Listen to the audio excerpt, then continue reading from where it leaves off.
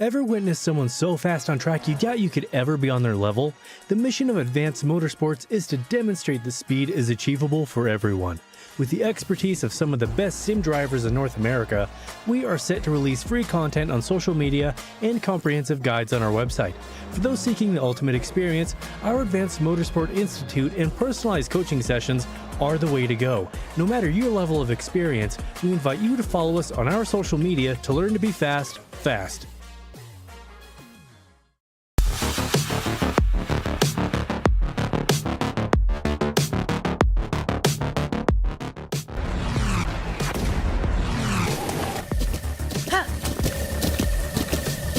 With the Butt Kicker Gamer 2, what you see and what you hear is what you feel. Butt Kicker. The future is feeling.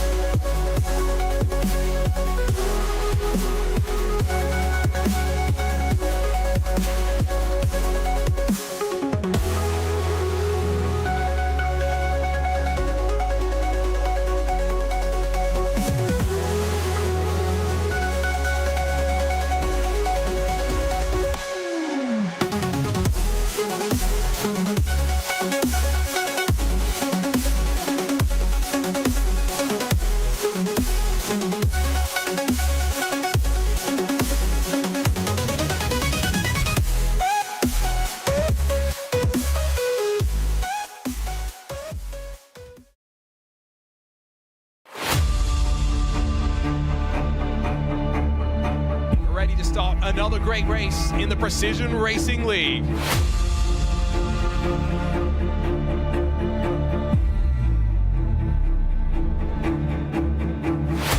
flag flies, we're underway.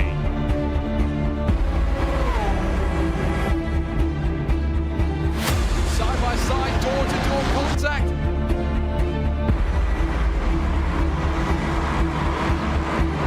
Incredible action here in the PRL.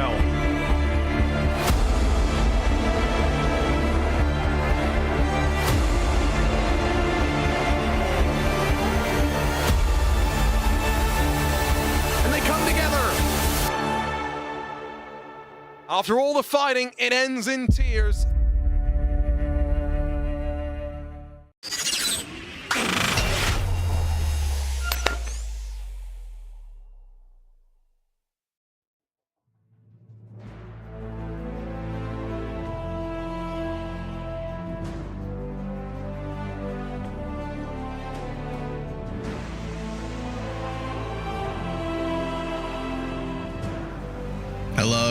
Hello everybody, and welcome to RaceSpotTV for Thursday nights at the Precision Racing League. Two fantastic series that we have up for grabs here tonight at two fantastic tracks around the world. We're starting, of course, with the GR86 and MX5 series, and we go on to the Super Formula series later on in the evening. I'm Reese Gardner. Ewan O'Leary is joining me in the commentary box with Hugo Luis in the producer's chair behind the scene. The GR86s aren't that much faster.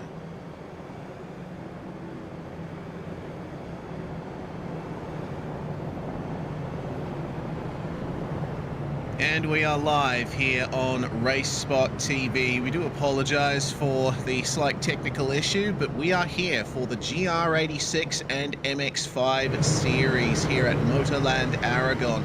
This is going to be a very interesting race indeed. 35 minutes on the clock. Jean-Sébastien Bédard is on pole in the GR86s. Michael Chase has qualified on pole in the MX5s. Of course, the MX5s gridded behind the GR86s, but there's probably going to be potentially a few MX5s catching up and passing the rear of the GR86 field, depending on what happens. I'm Rhys Gardner, and Ewan O'Leary is with me in the commentary box.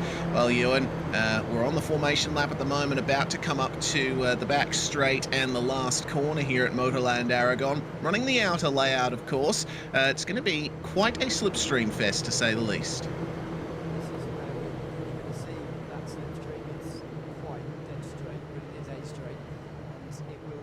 So crucial over the course of today in both classes, getting that sense of staying with the lead, staying with the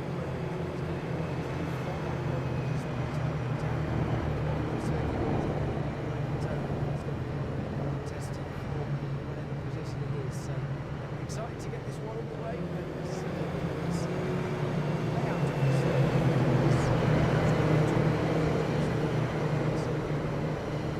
Yeah, indeed. I love the flow of this layout, and it certainly brings a lot more high-speed driving into the equation. Beautiful circuit here at Motorland Aragon, and there's plenty of action to come here. If you're interested in the championship standings, well, things are going to be very interesting for Brett Gardner, because he is equal in the championship with Andrew Sharp, and Gardner did not take part in practice or qualifying. He's at the rear of the GR86 grid, so the challenge is on for Brett Gardner to see if he can get a clear championship lead back from Vermilion Motorsports number 24. The GR86 is now coming up to the start-finish line, and we'll get ready to go green here at Motorland Aragon for the GR86 and MX5 series. The GR86s are away. The 1-2 between Maxime David and Jean-Sébastien Bedard leading the way into turn one. It looks like a nice clean start so far from the field. Everyone giving each other plenty of space, being careful not to run too far off the racetrack. Very easy to get off tracks in this on this circuit. The MX5s are now up to speed as well, and we're getting ready to go for them. Pat Labrosse challenging Aaron Myers for the lead coming into the first corner. Michael Chase, who started on pole, not getting the best of starts. He is back in third. Don't forget, for those masters, they won't necessarily be on the front straight all the time with the green flag wave, so anything can happen with them really. Pat Labrosse has stepped into that void and he's taken the lead from Aaron Myers, and then Mitchell Chase to round out the first three. Smaller field, of course, and they get up to speed rather nicely, but I think there was a bit of an agreement, especially at the front of the GR86 field. Let's get single file and sorted out here early on, especially in towards turn number one. If you're already at the front, there's little incentive to actually make those overtakes, because as long as you're in the front group, as long as you're in the slipstream, we'll be in contention for this race win. Absolutely. The MX5s making their way through the diving corner onto the back straight. It's easy flat out through this turn onto that long straight that the GR86s are in the middle of as we speak. And this is the reason why they went single file, Ewan. It's all about setting up for the slipstream down the straight. Look at the run that Ian Brown has got here. Started in third and going for the lead coming into the final corner. Yeah, that's exactly what it's all about here, the back straight, and getting it right on the way in there. Little point in taking the lead, really. I don't think Jean-Sébastien Bedard was too displeased, actually, to lose the lead there, but it looks like he will take it back. Look at the reluctance of everybody else to go side by side. There's a little bit of it further back and a bit of it for fourth as well, but it's mostly reluctancy from the drivers. Ian Brown hangs on to the lead in towards turn one. Yeah, good job from Ian Brown to get that. Jake Cummings is currently side by side here with Andrew Sharp, who is joint championship leader with Brett Gardner coming into this round. Both of our championship protagonists a bit further down in the order than we expected them to be, and they'll be hoping that they can take advantage of the slipstream and move their way up very shortly. Keep an eye on Brett Gardner as well. He's currently sitting in 10th place, and he's actually lost touch with the rest of the field there. But the battle continues on here. It looks like Andrew Sharp challenging Matthew Wyckoff, who's diving into the downhill S-bend. And there's the move, meanwhile, from Cummings. He manages to sneak up the inside. Just about. It's a very tricky corner, as we mentioned before, in towards turn 8 and 9, rapidly downhill, really drops away from you, and the inside is the place to be because it continues to curve round to the left, right through turn 11, through what they're called turn 12 as well. I'd just call it a slight bend in the road, but there it is. It's slightly shorter line on that left-hand side, and that is allowing Cummings to prevail for now, although Sharp not giving up. Meanwhile, it's 3 wide for the race lead. Yes, indeed. Ian Brown still challenged here by Jean-Sébastien Bedard. Our pole sitter briefly is ahead when they come into the braking zone for the final turn, but Ian Brown holds on to the race lead. Bedard will have to slot back in, and his teammate Maxime David is going to give him room for that. Looks like Zach Yurt is falling down the field. Something's gone wrong for the number 84, and he is now running pretty much last in the GR86s. Meanwhile, Michael Chase and Pat Labrosse changing places for the race lead. Pat Labrosse has fallen back down to 3rd. Brett Gardner, meanwhile, getting the fastest lap. He's caught on to the slipstream of Kevin Bergquist, and he is marching his way forward.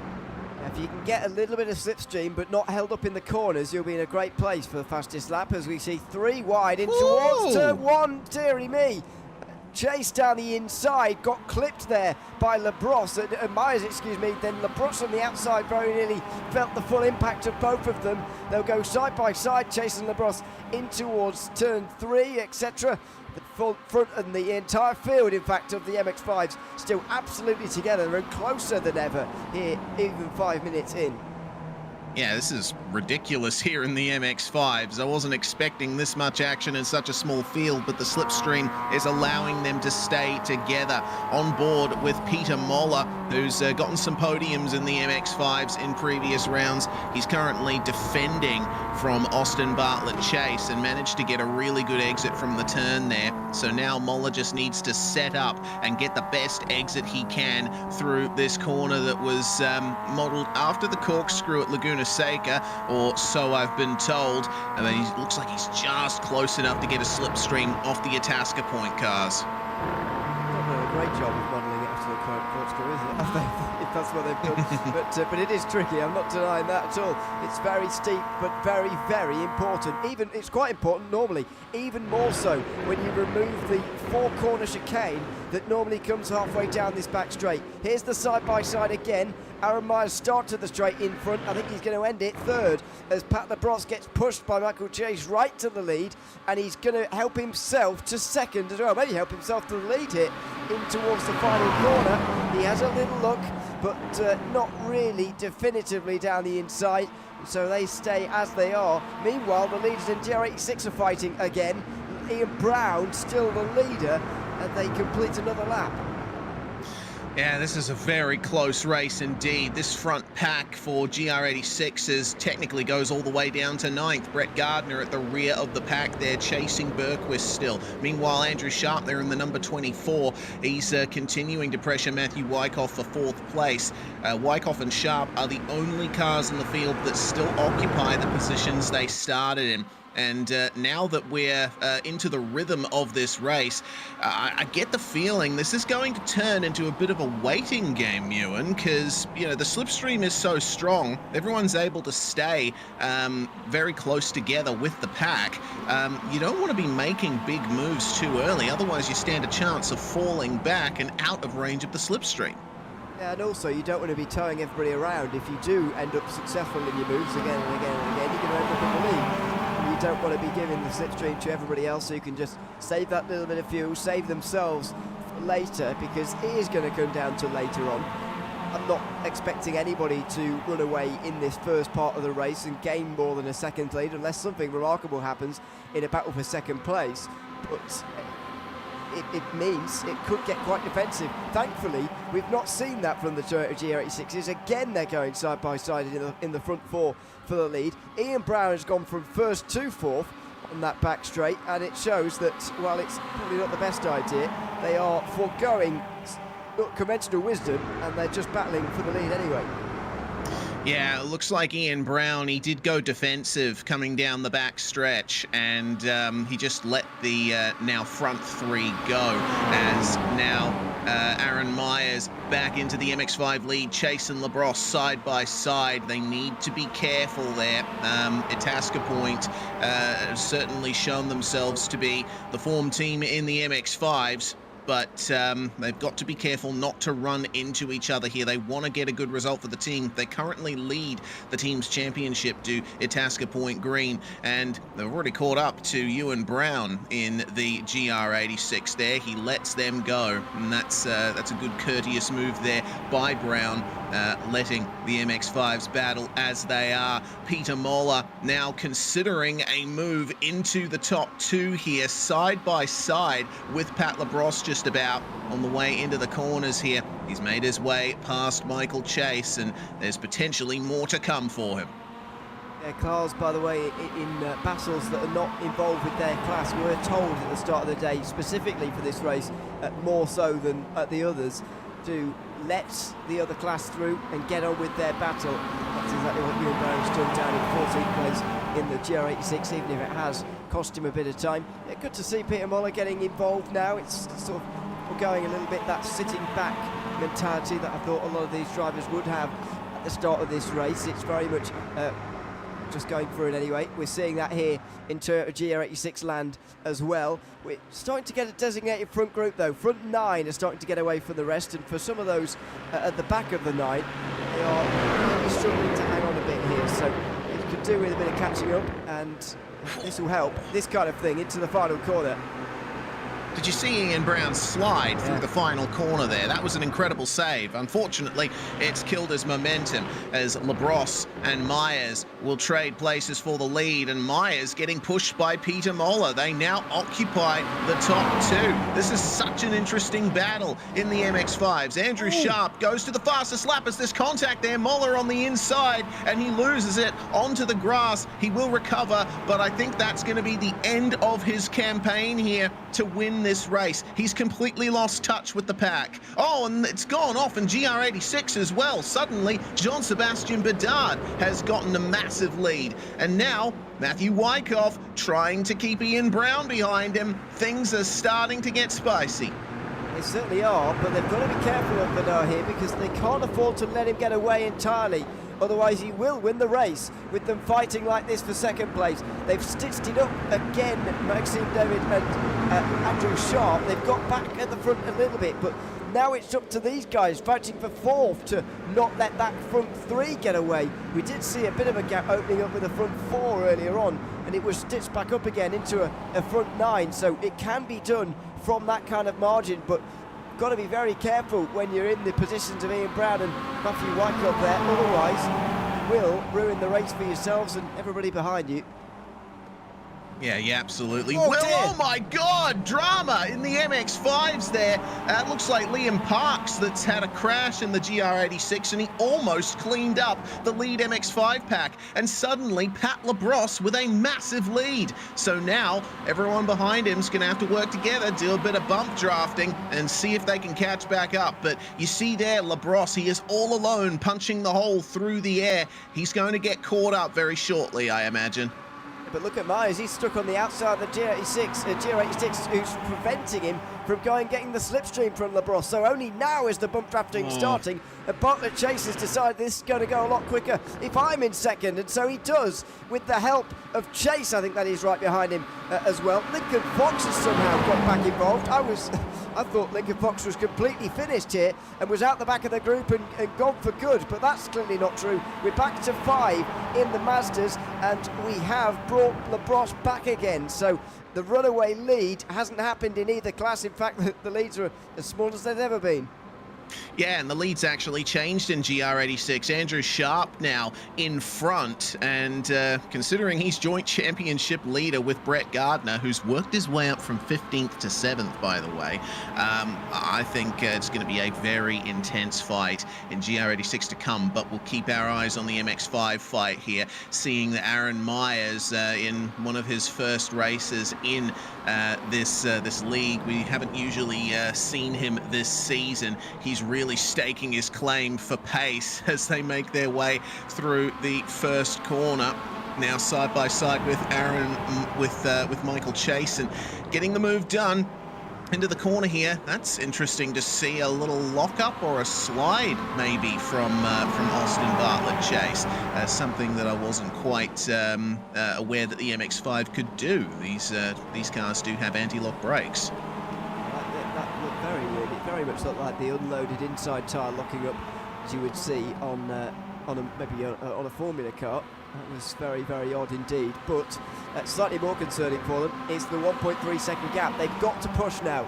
Myers has got to push Bartlett Chase. He can't afford to go side by side and battle here, otherwise they'll lose the race. Meanwhile, side by side for the leading GR86, which is a group that is absolutely alive and well. They are fighting for the race victory, and to me, inexplicably fighting for the race lead, because it literally does not matter one bit, really. I know they're racers and they want to lead at whatever opportunity, and I might well do the same if I was actually in the race, but logically, it doesn't really make very much sense at all. Brett Gardner goes down the inside up into 6th place. Your long-lost relative is making good progress. Yeah, indeed. Brett is doing well and working his way up. He's just made his way past his teammate Jake Cummings, and they've worked their way through this season very nicely. These two for Tech Sport Academy by AMS. They've got a third car in the field in the form of Ian Brown, and he's definitely going to be helping them along as well, as the lead battle is just losing time to the pursuing pack in the slipstream. It's a lot like a super speedway in NASCAR. The lead battle is really a waiting game more than anything. You don't want to be the one making moves too early, and with 20 minutes still on the clock, man, it's going to be interesting to see how all of this works out, because logically you'd want to wait until the very last lap, potentially the last corner, to make your moves. Yeah, exactly, but as we saw earlier on, speaking of super speedway racing, the Daytona 500 this year, we don't want to see everybody fuel saving for about 190 laps before the before the end of the race. So I'm glad that they're not quite using conventional wisdom here and just fighting for the lead no matter where they are. There goes Maxime David down the inside. Andrew Sharp can't quite decide where to go. He elects for Badar in the end, gives him a very big push, and almost unsettles the back of the GR86.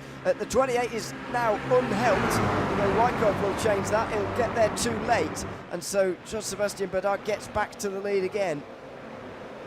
Yeah, he does indeed. Man, this is really intense. Andrew Sharp, he wants to stay up in these positions. He's got to be aware, though, that Brett Gardner is coming. It's at the point in the season now where you have to be thinking about the championship, and Gardner and Sharp are equal on points, remember. So the result of this race is going to change the face of the championship battle.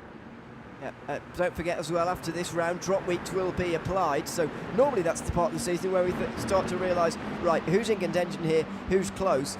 Actually, we don't even really need drop rounds in this series. It's so close anyway between Sharp and Gardner.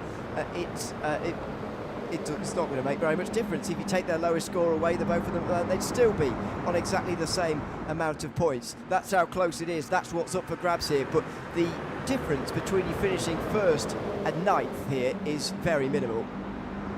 Yeah, indeed it is. The precision rate, oh, that was interesting there. Some brake dragging, I think, from Ian Brown on the exit of the corner. That wouldn't have helped things out too much. Yeah, the PRL has a point system that's actually quite close. You don't get much benefit for winning a race. You do get one extra point for fastest lap and for pole position, but other than that, the difference between positions is only 1 point in the PRL championship format. So yeah, it makes sure that things are very close all the way to the end of the season. Now the GR86 is back in single file, Sharp in the slipstream of Bedard, and he's going to give him a push once again. Looks like everyone's settled down in our top class here. No one going for big moves into the final corner, and just as I say that, there goes Maxime David. He's going to try and join his teammate up at the front. Yep, down the inside into the final corner. Just trying to stay on the inside. Don't get a bit of a snap of oversteer and slam straight into the side of Sharp. He doesn't do that, but they're dead level across the line. There goes Badar helping his teammate. It's not helping very much, to be honest. He's losing momentum here, is David. And now, oh, rear-ended. Sharp gets a big push from Wyckoff right at the wrong moment, although he pulls it up for turn one nevertheless and stays second. Now Wyckoff will try and follow him through for third. Yeah, good recovery there from the both of them. That was a big curb hit there for Matthew Wyckoff, just bouncing off the anti-cut curb on the inside of turn 2. Well, now they go into, well, I suppose you could call these the twisties, technically the slowest part of the circuit before you get back onto the back straight. Now, with 16.5 minutes remaining on the clock, I mean, this race is just flying by at the moment, at least for us. I'm sure the drivers are thinking this race has probably lasted an hour in their heads with how hard they've been battling. I would imagine so. After seeing this, by the way, I can't believe anyone would justify using that chicane at all.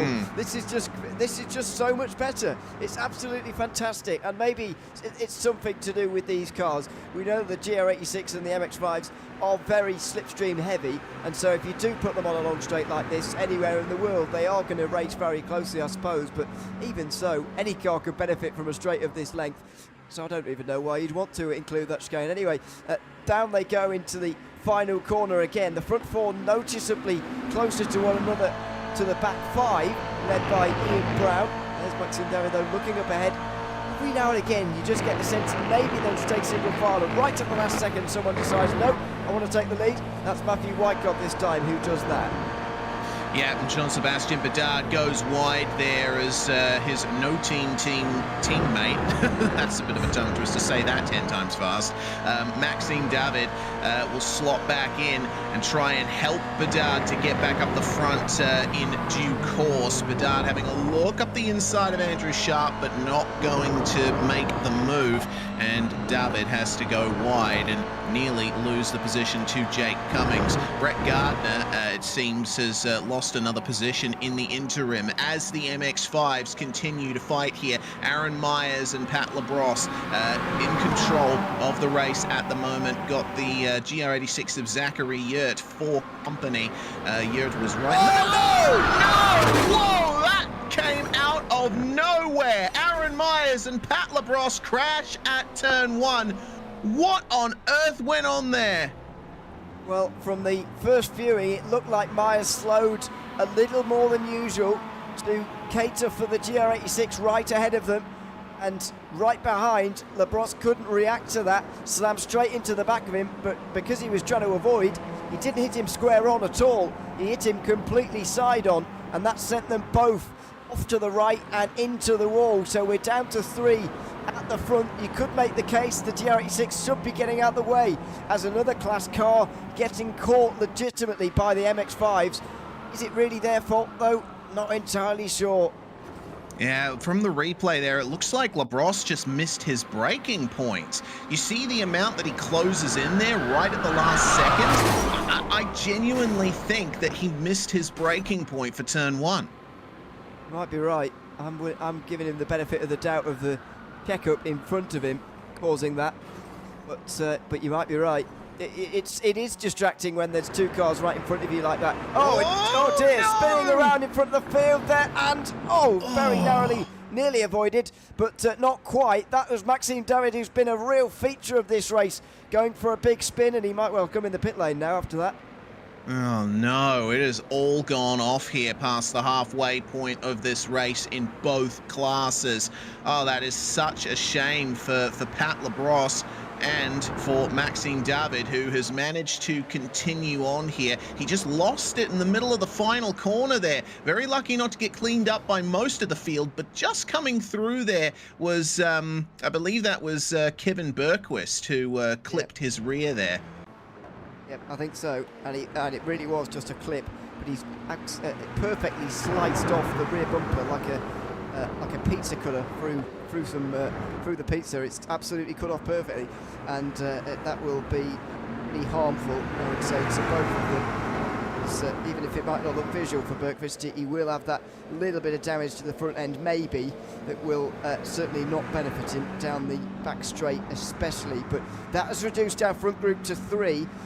Might calm things down a little bit now, but then again, we are getting towards the end of the race. This was the kind of time I was expecting people to start to go, but they have been going for about half an hour now, nearly half an hour, so there's been no off switch during this race. It's never calmed down, and it won't do now with only 12 minutes to go.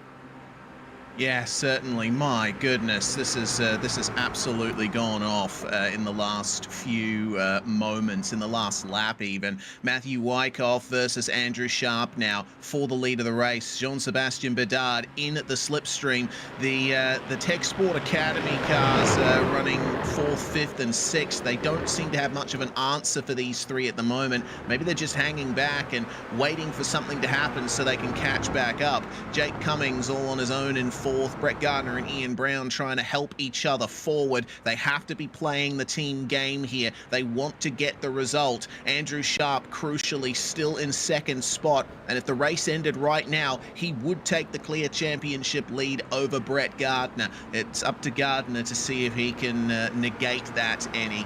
Jean-Sébastien Bedard then in the number 7, trying his best to stay in touch and be careful not to run too hard over the curbs there. They're nice flat curbs at Motorland Aragon, but they have some very brutal anti-cuts right at the apex. You see how tall those things are. They come up to almost halfway up the doors. Yeah, should be abolished, as we've said many times, but they're there, so they're going to have to deal with them for now. By the way, I know, and you are correct in saying that Sharp would take a fairly noticeable and an obvious lead, actually, if things were to end right now. But look out for Jean-Sébastien Bedard as well. He didn't have a very good opening race, put it that way. And so that is making his score look very bad compared to what it is. When the drop week gets applied after this week, I think he'll be right up there. As of right now, if you were to apply one to the current scores, he would only be about 14 points away. If he can gain a few of those back this time, he can give himself a good go with 4 rounds to go at maybe taking the title here. So do look out for him as well. He'll for sure want to beat Andrew Sharp here. He will see himself as in this championship race. Yeah, absolutely. So the stakes remain ever high as coming down into the final corner we come. Wyckoff has to make way for Andrew Sharp and Jean-Sébastien Bedard. That I'm interested to see. I don't think I noticed, but Brett Gardner has really fallen off the back of this pack. He was very close behind them earlier. Ian Brown now catching up to the top 3. No, it's Jake Cummings who's catching up to the top 3. But Ian Brown and Brett Gardner have had an incident, I think. I think they've hit each other. Accidentally, of course, but they may have done, putting 2 and 2 together, unless they've had synchronised spins, but that would be extraordinarily weird. So I think they've hit each other accidentally and sabotaged their chances of getting back with the front group. And as Jake Cummings has demonstrated, it would not have been impossible for them to get back. Oh my goodness. Oh yeah. Oh man, that's such a shame there. Man, and it's especially painful for Brett Gardner, isn't it? Because, you know, he was leading the championship by a clear margin in the early part of the season, and to have his championship jeopardized with a mere few rounds to go by an incident like that has got to sting. Be very, very hurtful for him indeed. I'm not entirely sure whether there was some initial contact that instigated a spin, or whether you saw get very loose anyway. We did see earlier Ian Brown making some pretty good saves of his own, sort of created his own problems and then solved them really through the final corner. There's a noticeable save from him other places, or out of that corner actually. He did a pretty noticeable save when there was a really large group at the front of the race, but maybe that was just one too many for him to save. Yeah, really damaging for the both of them, and especially embarrassing when you hit your teammate as well, although I would argue the second bit of contact wasn't really their fault. Yeah, I'd argue as well. Well, we'll move on from that as we enter the final 8 minutes of this race. The top 4 still as close as ever here in the GR86s. There goes Jean-Sébastien Bedard back to the lead of the race, but Andrew Sharp will come back at him coming onto the start-finish straight. He's going to do the bump draft just to make sure that he stays in contention. You don't want to be making big moves at turn 1. In fact, the entire first sector of this track, the first half even, is practically irrelevant to the race at hand. Yeah, it's a remarkable situation. We've got 4 laps to go, by the way, with 7 minutes. It should be pretty well timed in terms of those 4 laps. Same for the MX5s as well, who are exchanging places down there in what is now 12th, 13th and 14th overall. They're catching Zach Yurt again, so that could cause them trouble, but other than that they shouldn't encounter any real traffic other than Liam Parks in the GR86. He's on the back of them. He seems to be just enjoying the show rather than getting involved. Yeah, looks like it. I think this is a good move from Jake Cummings to just hang back and let these guys battle amongst themselves. He's got to be careful not to lose too much time coming onto the straight. As long as he's within 1 to 1.5 seconds of Wyckoff, he'll get the benefit of the slipstream and he'll stay in touch. And then when everything goes off on the final lap, Jake Cummings will be right there to strike if the opportunity presents itself. Bedard, meanwhile, remaining in the lead here with Andrew Sharp, likely going to be giving him a bump draft here, coming onto the back straight. Yeah, and they're leaving Wyckoff and Cummings behind a little bit. So now I guess the first half of the racetrack does become relevant, because that's where Wyckoff and Cummings will be able to gain that time back if they can. Bedard and Sharp staying stable coming into the final corner. Very interesting final corner here at Aragon. It's really a double apex, and it's effectively 2 turns. Tightens up a bit on the exit, especially on this faster layout, which increases the challenge somewhat. You've got to be very careful with how you exit it. Yeah, you certainly do, and it means that right the way from the 10th corner of the racetrack, that very steep downhill left-hander, right the way in towards turn 1, to be honest. The high-speed nature of this circuit is never more relevant, really, and then you get this other half of the circuit, which is a lot more slower speed, as you've been saying. So it is a unique final corner for sure, but it keeps the speed high. It's probably a good addition to this circuit as well. Prevents there from being a really huge stop at the end of the circuit, which could be quite problematic if indeed there are incidents. There's something else I've noticed, by the way. Oh no, Padar! Off the road and in the wall! Oh, was there contact with Sharp, or did he lose it on his own? Oh, yeah, that is a big question. It looks like, I've just reviewed it myself, he did it on his own. I mean, you were saying that we should get rid of the anti-cut curbs, and I think Bedard will agree with you after that incident. He just clipped it, and the rear end of the car got unstable, and so our pole sitter is now out of the battle for the lead. That's what happened to him. He just, he only just clipped the red anti-cut curb there, and that was enough to spin him around. The GR86, a notoriously unstable car on entry. We're seeing again the incident there between Ian Brown and Brett Gardner there, who are continuing to run at the moment in 6th and 7th. But man, the face of this race has completely changed all over again. And then there were 3. Kevin Bergquist is a long way behind these guys. He is not going to get the benefit of the slipstream. It's now up to Jake Cummings to try and get the maximum points for Tech Sport Academy by AMS. Andrew Sharp for Vermilion Motorsports on the left-hand side of our screen, coming down into turn 1, side by side for the lead with 3.5 minutes to go. They've got smoke on the inside again, almost like a lockup for Jake Cummings. But what a race by Jake Cummings. What a smart race from the driver of the number 95. The idea in one of these, I think, is for us not to talk about you generally until the final 5 minutes. If you're in the front group and we barely mention your name, you've done a very good job indeed. And that's exactly what Jake Cummings has done through the first half an hour. Barely mentioned him, barely saw him, hung out at the back, avoided trouble, and now he's here when it matters, overtaking in crucial parts of the race. He's about to take, I think, the white flag at the end of this lap, in the lead with a chance to win this race. What an exceptional drive from him so far. He's not quite completed the job yet, but he has driven so smartly to put himself in this position. He certainly has, and checking back in with the MX5s, Michael Chase is currently on top. Lincoln Fox and Austin Bartlett Chase fighting hard here as Liam Parks and the GR86 decides, hey, I'm going to join this party for a moment. But you got to wonder, with the pace difference between them, maybe he'd be better off just allowing the MX5s to battle. That'd be helpful for him to just let them do it, as Bedard's really struggling. I think his front end has taken quite a battering in the wall there, and he's struggling for straight line speed as Ian Brown and Brett Gardner try and sweep up any drivers they can. It's a big damaging day for most in the championship. Andrew Sharp is going to pull ahead, although he may not win. These two are a second clear of him going into the final corner of the penultimate lap.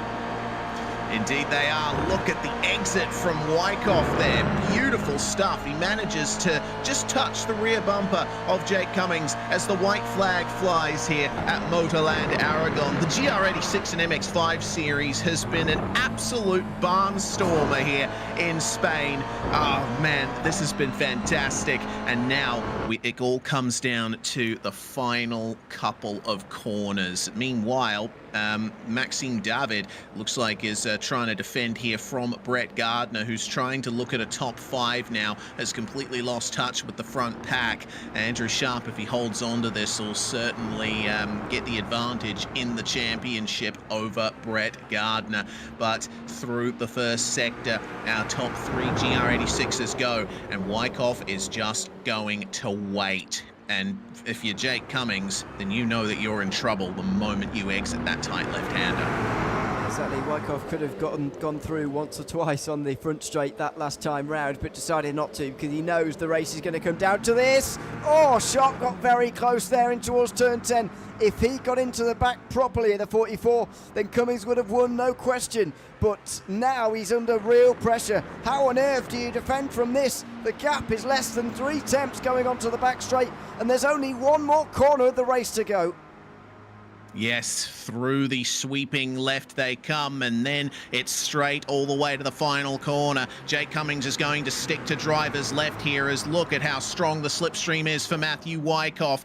Cummings will have a chance here to get back at him. He has to slot in behind and get a little bit more slipstream on the way into the final corner. There's going to be a move. He's going to try. Andrew Sharp is right there as well. They are almost going to go 3 wide into the final turn, and drifting a little wide is Matthew Wyckoff. Is the exit good enough for Jake Cummings? It looks like it just might be. Just in time, Jake Cummings takes victory here in the GR86s at Motorland Aragon. The gap is barely anything at the end of the race. What a fantastic battle. Michael Chase is well in the lead of the MX5s meanwhile, and another close finish between Brett Gardner and Maxime David. Jean-Sébastien Bedard passing Ian Brown on the way out of the final corner. Good salvation from that incident earlier on. The battle for the MX5s has really spread out in the last few laps. That's why we weren't looking at it very much, but a fantastic job from Michael Chase to rise above it all and take maximum points from this round. Yep, and he reduces the 7-point deficit he had at the start of the day to Lincoln Fox, who has a quiet race but still finishes second and keeps that championship lead, extending a margin indeed as well over Pat Labrosse, who will be very disappointed to DNF this race. But what a masterclass from Jake Cummings in how to play one of these slipstream fest races, I'd describe it as. GR86 and Mazda MX-5 Cup racing sort of requires that level of knowledge, that ability to race in the draft, super speedway style, as we've discussed. If you stay quiet in the first half of the race, first 3/4 of the race, but you stay in the front group, then you keep yourself in contention and you give yourself the best possible chance to win. And that's exactly what Jake Cummings did. Indeed, the gap for the lead only 75 thousandths of a second versus Matthew Wyckoff. Andrew Sharp will get 3rd place and a good haul of points there. Bergquist and Gardner will round out the top 5. Maxime David finishing in 6th with Jean-Sébastien Bedard, his teammate, behind him. They were 1-2 at the start of the race, so it's a shame to see them fall so far. Ian Brown, Evan Henneman and Zach Yurt will round out the top 10 in our GR86s, and then Keith Gwinnett, Liam Parks, Josiah Douglas, Ewan Brown, and Logan Carasimo did not have the best of races there. Dan Elgin, meanwhile, it looks like was out very early on. In the MX5s, it was a smaller field, but still just as good of a race, with Michael Chase taking the win by 1.5 seconds over Lincoln Fox. Austin Bartlett Chase will finish in 3rd spot, with Aaron Myers managing to get to the finish after getting rear-ended disappointed in a big way by Pat Labrosse, who is our sole retirement from the field. And poor Peter Moller, he had his incident earlier on in the race and was not able to catch back up. Oh my goodness, this is going to be a very interesting driver interview as Jake Cummings, our GR86 race winner, is going to join us presently. My goodness, that must have been very intense from your perspective, Jake. Oh yeah, man. Like I have not enjoyed this car at all so far this season. It's been a heap of junk for me, but it just kind of clicked here. I had almost no practice. I was busy farming the Arcus series, gaining sports car rating, but yeah, it all just kind of clicked, and it was all thanks to the draft for sure. That it was honestly really fun, the most fun race of the season so far, definitely. And being able to work with my teammates for some of it, and then just one by one, people falling off until it was only a 3-horse race. Those last few laps was really interesting and made the. I think I waited at the right times, and I think I took my chance at the right time when I saw an opportunity, and it just kind of worked out. I had to do some big brain thinking for that last straightaway. For like, okay, should I just foot to the floor, go as fast as I can? Should I back it up a little bit so I can still get some draft once he passes me? And did a mix of both, and it ended up working out. I was able to go deep enough into the final corner to keep it, but ooh, it was so close. Yeah, certainly was, and you do have to take that super speedway mindset into a race like this. It was all about just managing your pace all the way to the end and putting yourself in that position to go for the lead. But you had to wait until the last possible moment to do it. It all came down to that few second span.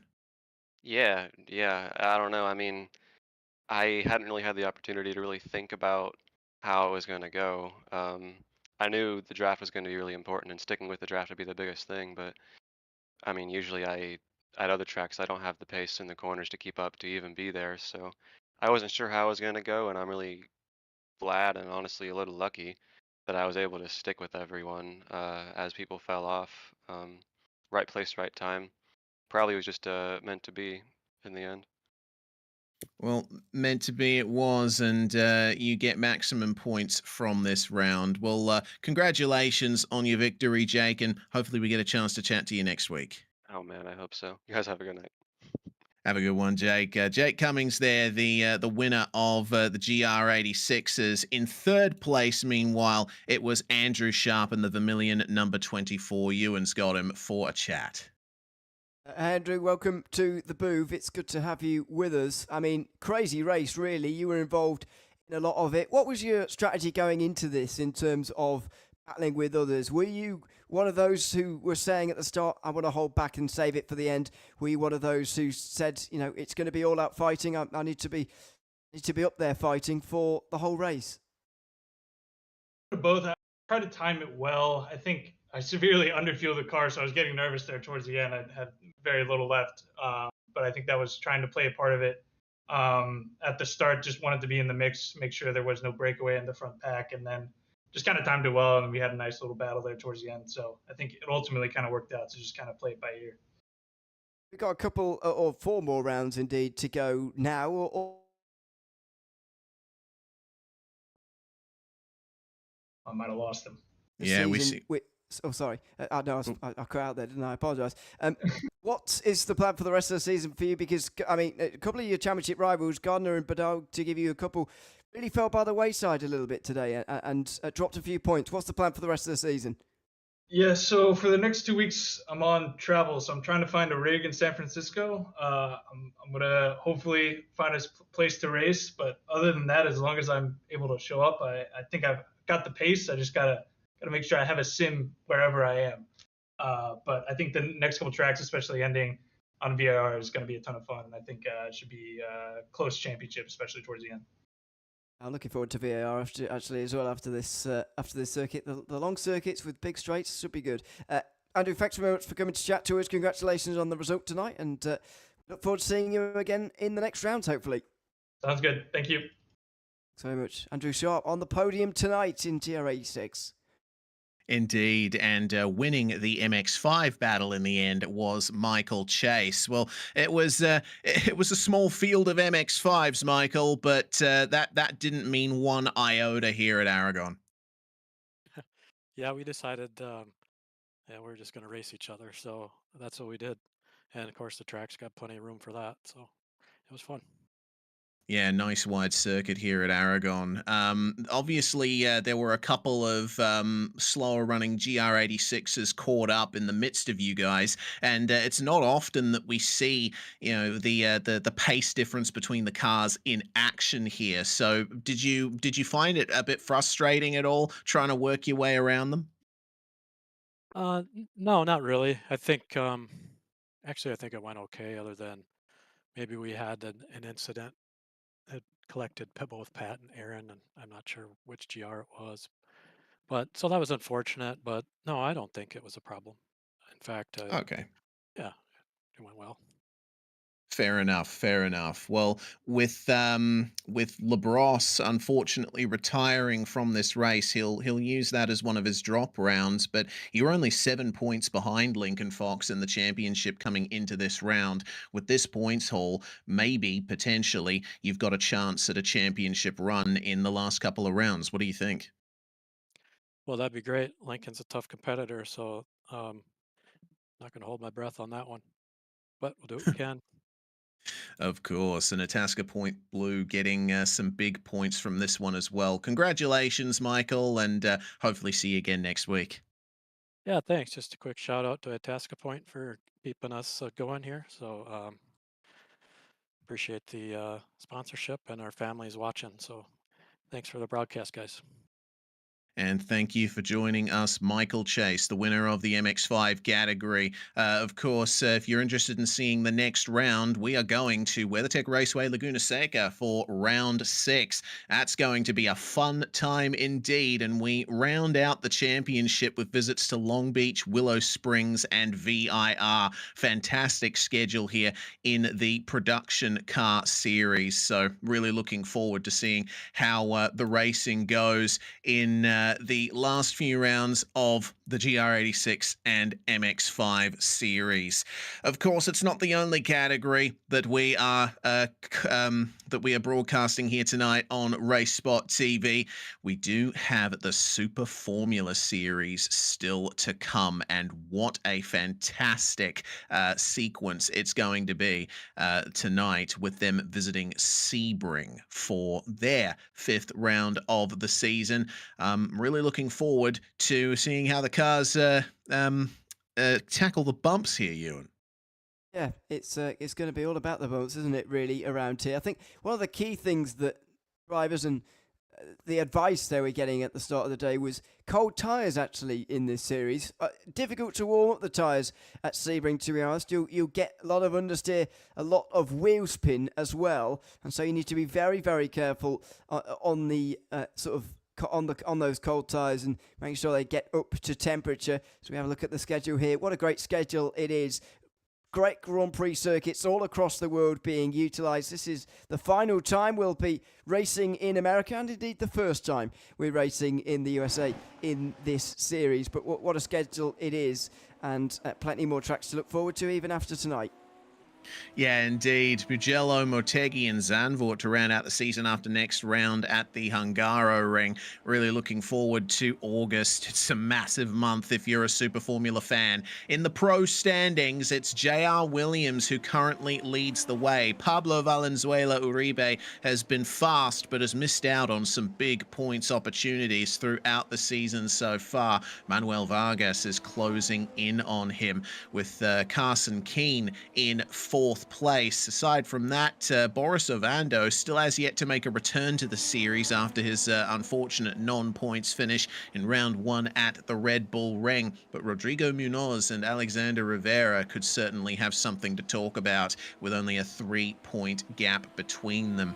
In the AM standings, meanwhile, this is certainly the larger of the 2 categories that is racing here at in the Super Formula Formula Series. Frankie Brzezowski is currently on top of the AM class, and he's got a 39-point lead over Jeff Groff. And I think it's going to be difficult to catch up to Brzezowski at this point, considering after this we'll have only 4 rounds remaining. And we did talk, didn't we, Ewan, about the fact that the points gaps for position in PRL are very close. So if you're far behind, it's difficult to make it up.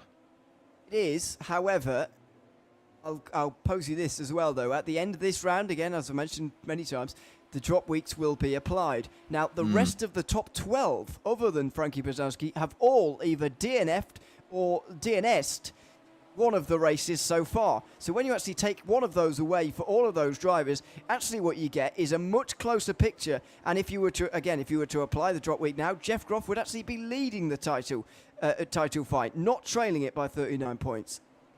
Yeah, very good point. We'll definitely keep an eye on those standings from the next round onwards. In terms of the team standings, well, SRTE is still on top, but Final Lap Sim Racing team have a chance of getting themselves in with a chance.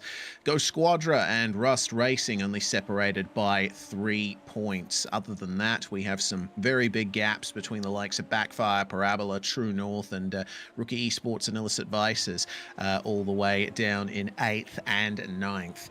So that's the way things stand coming into this 5th round at Sebring. And I am really looking forward to this one. When I saw the schedule for this at the start of the season, I thought this is probably going to be one of the best rounds, because Sebring is not what strikes you as an open wheel track usually. Exactly, that was the point I was going to make next. It is not an open wheel circuit traditionally. Now, on iRacing, it actually is. We've used this as World Championship rating, indeed, for many, many years back when it was so long ago, Hugo Louise was even still driving. Would you believe it? So, but no, you're right. For the rest of the circuits, it is more traditional Grand Prix tracks. Hungaroring next week, Mugello the week after, both circuits that have hosted Formula 1 races in the real world in the last few years. Zandvoort as well at the end of the season. Motegi a little bit less, but you're more likely to see the actual Super Formula cars in real life around there. So yeah, this is the outlier very much in this schedule of the circuits remaining and the ones that have gone already. But as I said before, this circuit has realistically been used by the iRacing open wheel community for a decade and more, possibly. So it is not the community as a whole is not unused to this circuit, even despite its unfamiliarity. Maybe if we saw this in real life, we would raise an eyebrow or two. Yeah, we certainly would, and the main reason for that is the bumps. Sebring is notorious for its bumps, and it likes to keep it that way. The people who run the circuit actually keep it bumpy on purpose to preserve its character. This place has been around since the early 1950s, using the runways and access roads of the former U.S. Army Air Force Base Hendricks Field, which is technically still active as an airport today, but a couple of the runways have been permanently closed and are now occupied by Sebring International Raceway. A fantastic circuit indeed, as we are in the midst of qualifying at the moment. Just 3 minutes to go. Currently on top is Pablo Valenzuela, and he's got a interesting gap to Victor Couto there, who has managed to put an AM-class car in the top 2. Well, you just saw a detail there. It's from Florida. Maybe he's got some advanced knowledge of Sebring, because that is a very impressive drive. Frankie Brzezowski just improves there, goes 7th, but that's 4th in class. Actually, the top 8 places are covered by 5 AMs and only 3 pros. It's a remarkable and odd situation, but again, it is it sort of speaks to what you said earlier on about more numerous class. The AM class does have more drivers within it, and naturally, by the law of numbers, they will be up there as a result. Yeah, indeed. Oh, that was close by Victor Couto. They're almost collecting the wall on the exit. 1 minute 38.9 on that lap. Probably didn't quite nail the exit from Sunset Bend, but this is one of the few occasions in this season where I've really had the opportunity to see these cars move around. They usually race on those nice, smooth, conventional real-world open-wheel circuits. So to see them moving up and down around the straights and out of the corners, it's got to be tough for the drivers. Yeah, absolutely, it does. But lots of practice will have gone into this for sure, and maybe it doesn't make it very much easier. That was wild from Victor Couto as he first corrected to the right and then the left. It was quite remarkable, but he holds on. Can't be doing that all race, surely. And I mentioned the wheel spin earlier on. These cars are on edge around here. This is not a comfortable watch, I've got to say. Hopefully his race plan is a bit more relaxed than this. Yeah, well, he won't have as much to think about as in other series in the PRL. Super Formula cars don't have refueling. You start the race with the fuel load you need to get to the end, and you can't pit for fuel. You can pit for tyres if you need to, but the tyres have lasted the full length of the race. Otherwise, we race for 45 minutes or 27 laps tonight, whichever comes first. And another thing that you need to be careful of as Pablo Valenzuela gets the pole position back from Jeff Groff. Am and Pro are very close here tonight. Push to pass is another factor in this series, or overtake as Super Formula calls it. You get 200 seconds worth of extra power throughout the race, and you can use it whenever you want for as long as you want at a time, but you have to wait 120 seconds in between applications. That will introduce another measure of strategy that we've seen come to the fore many times this season as the checkered flag flies in qualifying. Can JR Williams, championship leader in the pro class, do anything to topple Pablo Valenzuela Uribe from the top? I think even if he doesn't, he just needs to show himself a bit further up the field and a bit closer to him, because that's over half a second, and for Valenzuela Uribe to get that pole position by over half a second would be a surprise, first of all, but not great news for JR Williams, who is looking to hold on to that championship lead here today. Over the line he will now go. Is it any closer? It certainly is a bit, but it won't give him many places, if any at all. There he goes, just one place ahead of Blake Deasy. So on the second row, as it were, with fourth position, but still not realistically anywhere near his closest championship rival in this qualifying session. Oh, and Gabriel Hopper runs wide out of tower turn, hits the gravel, and that's the end of his qualifying session. Looks like Nick Dawson-Lathan is the last car out on track at the moment, and that was a scrappy exit from Le Mans on the way onto the Ullman Straight, named for Alec Ullman, of course, the man who helped Sebring become the track it is today. Let's see what kind of exit he gets from Sunset Bend, running all the way out to the wall. Maximize the exit, and we'll see if he improves on 17th here. He won't be able to. He only ran 0.02 of a second slower than his fastest lap, and that is going to be the end of qualifying. Oh man, once again, big excitement, but big surprise as well. Jeff Groff has certainly come here looking to fight, and the AM class could be in contention for overall victory here. Yes, and the other interesting thing about the AM class is that the championship leader is down the order, down in the bottom end of the top 10. So Frankie Brzezowski with work to do on Jeff Groff, who will be right up there in the championship, as I say, next week when that drop week is applied. But let's have a look at the starting grid ahead of this race. Yes, Pablo Valenzuela Uribe for final lap sim racing team is on pole position. Jeff Groff will start alongside him on the front row.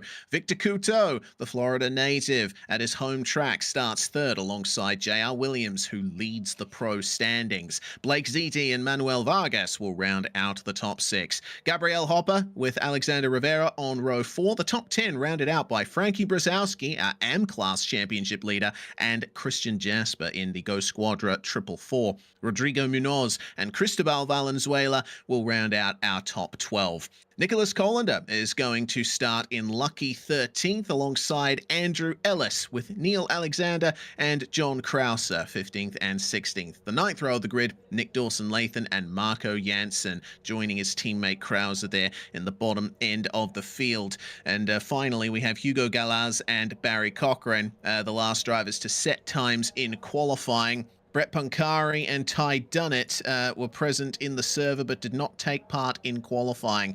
And it looks like of the two, Pancari is the only one who's going to get to the grid. So, standing start here in Super Formula.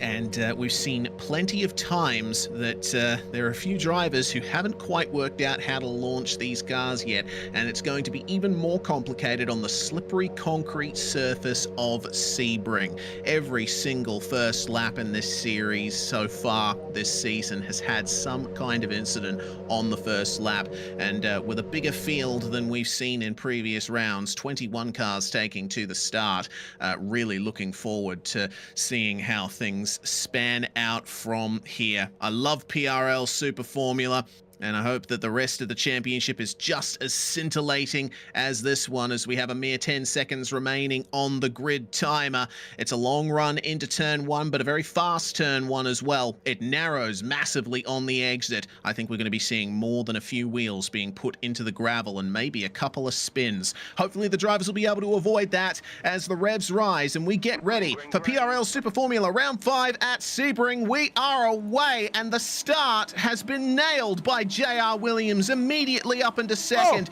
Oh my God. Okay, there we go. It's already gone off in the midfield. It looks like Andrew Ellis, his car has been destroyed, and Rodrigo Munoz is out as well, as the rest of the field makes their way through. Victor Couto overshooting the run into turn 3 and comes back onto the racetrack right in front of the pack. Goodness me, everybody will need to calm down a little bit here on the opening lap, because that was a chaotic start, both on the front straight and then into the first few corners as well. JR Williams absolutely shot off the line. He's completely negated the advantage that Pablo Valenzuela Uribe will have had at the start of the race. There's more drama down into the hairpin. They all make it out the other side, but they're all side by side from 8th place on backwards. My God, Christian Jasper is battling hard with Frankie Brzezowski at the moment, coming into the Cunningham corner, and Brzezowski has to back off there as the pack continues to race forward.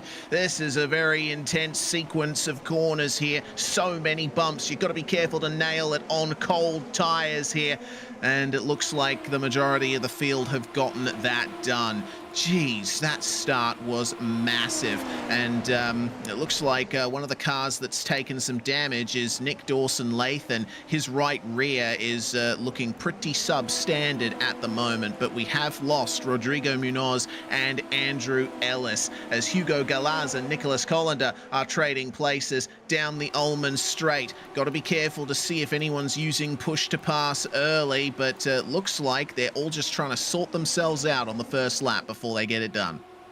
Brzezowski, they're going backwards, I'm afraid, on this opening lap, dropping down to 17th position in the field. But what a dramatic opening lap that was. It kicked off right from the very beginning, right from the launch off the line. Always know is a bit of an ordeal in any car. Standing starts are a bit more interesting, allows for something strange to happen. It certainly did on the way through the first sector, first time round. Meanwhile, Alexander Riviera down the inside of Gabriel Hoppe here for 7th position. The two run side by side, and it looks like Hoppe is going to prevail on this occasion. Yeah, looks like it. And my little exclamation there was for Nicholas Colander, who had a spin in, I believe, turn 3. He's managed to recover without damage and is continuing down in 17th place. But yeah, this is turning into a very intense race in both of our categories. Pablo Valenzuela Uribe still leading the way over JR Williams, who's rapidly catching him at the moment. But the rest of the field trying to fall into some kind of rhythm here. Manuel Vargas is leading the battle for 6th place. Gabriel Hopper there in the blue number 29 is trying his best to keep his way ahead of Alexander Rivera, who was the driver who made contact with Andrew Ellis off the starting grid. Just jerked a little bit to the right-hand side and sent Ellis around us. Oh dear, that's Marco Jensen that's gone into the wall there at the Ullman Straight. You almost never see cars out there. I was going to say, it's a weird place to find yourself. He's a long way down after the exit.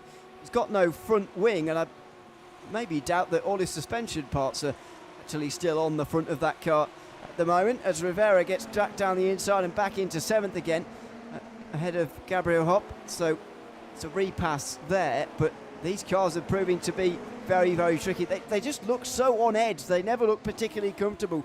And I guess that's the way that you've got to drive these cars to be quick, but mistakes are likely if you're driving on a knife edge all the time, as it looks like you have to in these cars.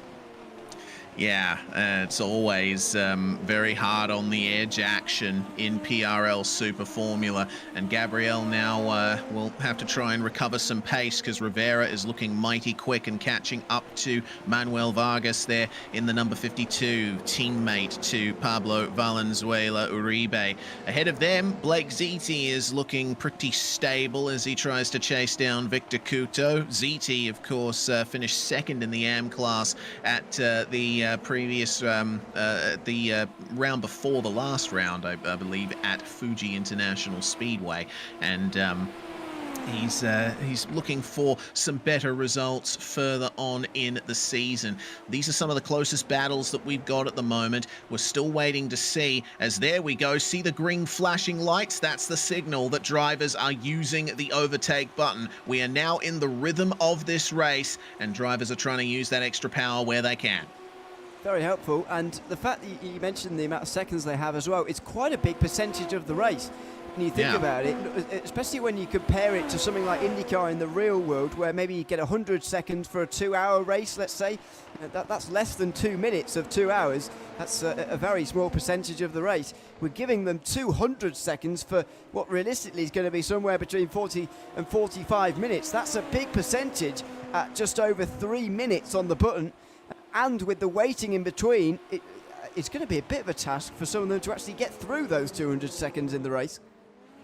Yeah, I think so. But I remember Nicholas Colander back at Spa earlier in the season. For the very first time in my time commentating this series, I actually saw someone run out of extra power. The light on the top of his airbox went out. I had never seen that before. So it is possible that they can run out of it. And for your benefit, Ewan, and for anyone who is new to Super Formula, if you want to know how much push to pass they have left remaining, you can't really tell until they have 20 seconds worth remaining. At that point, the light turns from green to red.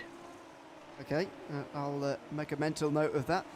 As I say, I to be honest, don't expect them to make it quite that far in terms of push. I mean, it could be wrong, but it seems to me like a bit of a task to actually get through it all. I mean, how long are you realistically going to spend on this back straight here, for example? I mean, not that long, and then you've got to wait a whole couple of minutes, and you won't be able to do it next time around because the lap time's less than 2 minutes. So it's I think it's going to be very, very tricky to actually work your way through the seconds. But there you go. What do I know? We'll find out over the course of 27 laps. You'd be surprised. Sebring has plenty of flat-out sections, and the drivers are traditionally very aggressive on it. They use it wherever they can. In a fight, they can hold the button down as long as they want. So for the likes of Blake Ziti here, who's still trying to chase down Victor Couto, he used push to pass all the way through the third turn as well. He's got plenty of usage of that on this lap alone, and he's actually taken great advantage of that and caught up to Couto.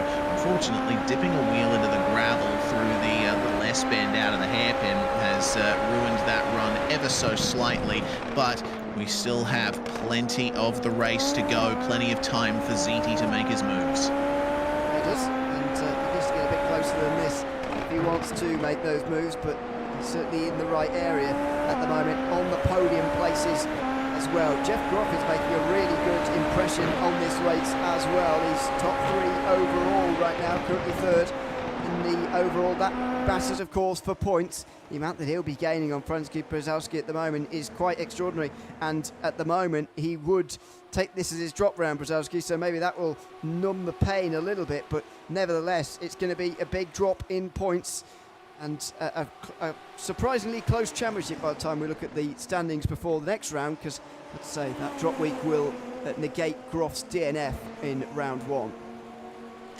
Yeah, that it will. A little bit of overtake being used by Blake Zidi on the exit of Sunset Bend, and he's getting ever closer to Kuto here. A little bit of aero disturbance through turn 1 means he won't be able to quite get the run he wants, but he's closer than he's ever been, and there's potential here for a move into the hairpin. Keep an eye out on the light above the airbox. Is it flashing now? No, it's on recharge. If it's blinking slowly, that means it's on recharge, and it has to wait a full 2 minutes before he can use that again. Yep, it's a pretty long time when you've considered the lap time around this circuit, just over 90 seconds, so you can't just use it in the same place lap after lap after lap, unless you want to wait to use it once every 2 laps.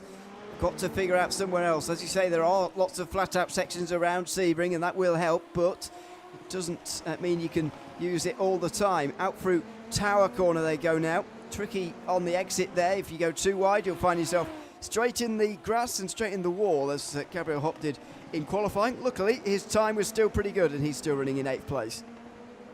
Indeed he is. Look at this for Brett Pancari. He started all the way at the rear of the field, having not set a lap in qualifying, but he's taken advantage of the chaos in the opening laps and found his way into a battle for the top 10 here with Neil Alexander. This is a fantastic run here from the number 35, and he's still using overtake here to get a move done down the Ullman Straight. This is going to be easy for Pancari. He got a better exit anyway. He probably could have done it without the extra boosts of power, but he's just making absolutely sure, and he goes into the top 10 for the first time. So Brett Pancari really motoring now, and he will surely leave Neil Alexander behind him in pretty short order here. 5 seconds is the margin up to Christian Jasper. There's plenty of time in this race for him to close that down. Problem for John Krause, meanwhile, at the final corner. He's had a spin and it was done all by himself. He's managed to get back going again, fortunately. Kept it out of the wall. Meanwhile, we haven't looked at the battle for the lead in the while, but it's holding steady at about half a second between Valenzuela and Williams. JR is looking rather quick here. When he hasn't been matching Pablo, he's been able to go a couple of tenths faster, and he's been a bit more aggressive on the overtake than Pablo has been. I think Valenzuela is saving up that overtake for a defense or maybe a move back. That's the thing with an overtake button. You can use it on defense as well to prevent overtakes, if you like, as well. But impressed, though, with JR Williams, to be honest, in this opening part of the race. Based on his qualifying times, we'd get smashed by Valenzuela and Uribe in this stage of the race, given his speed in qualifying.